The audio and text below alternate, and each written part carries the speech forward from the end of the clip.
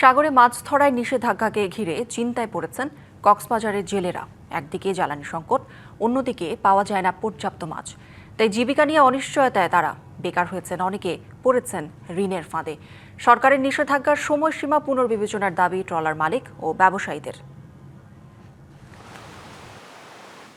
দেশের সামুদ্রিক জলসীমায় মাছ ধরার নিষেধাজ্ঞা শুরু হয়েছে বুধবার, চলবে টানা ৫৮ দিন। নিষেধাজ্ঞার পর কক্সবাজারের বাঁকখালী নদীর তীরে এখন ভিন্ন দৃশ্য। ৬ নম্বর জেটি ঘাটে সারি সারি নোঙর করা মাছ ধরার ট্রলার। জেলেদের চোখে মুখে দুশ্চিন্তার ছাপ। নিষেধাজ্ঞার আগেই অনেকে সাগর থেকে ফিরেছেন শূন্য হাতে। জ্বালানি সংকটে ব্যাহত মৎস্য আহরণ। এমন পরিস্থিতিতে জীবন জীবিকা নিয়ে দুশ্চিন্তায় জেলেরা। ধার দেনায় চলছে সংসার। চাহিদার তুলনায় সরকারি সহায়তাও কম। সাগরে যদি যাইতে না পারি তাহলে আমরা কিভাবে আমাদের সংসারটা রক্ষা করব? কিছুদিন আগে সাগরে যাইতে পারি না তেলের কারণে। এখন আমরা 2 মাস বন্ধ।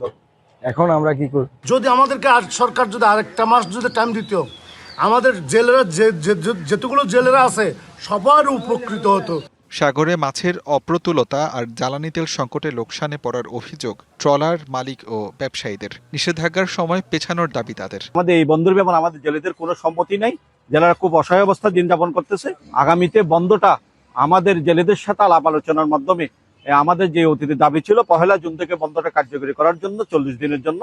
নিষেধাজ্ঞার সময়সীমা পরিবর্তন নিয়ে লিখিত প্রস্তাব পেলে ব্যবস্থা নেওয়ার কথা জানিয়েছেন জেলা মৎস্য কর্মকর্তা। খাদ্য সহায়তা পাবে নিবন্ধিত জেলেরা। এই সময়টাতে সরকার মূলত জেলের প্রতি আপনার 77.33 কেজি জনপ্রতি, এবং এটা হচ্ছে মাসিক 40 কেজি হারে।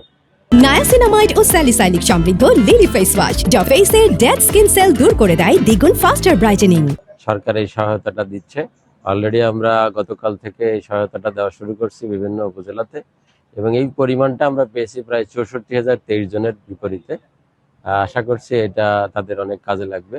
কক্সবাজারে জেলে ট্রলার মালিক, ব্যবসায়ী ও পরিবহন শ্রমিক সহ অন্তত 2 লাখ মানুষ মাছ ধরার সাথে জড়িত। DVC news desk.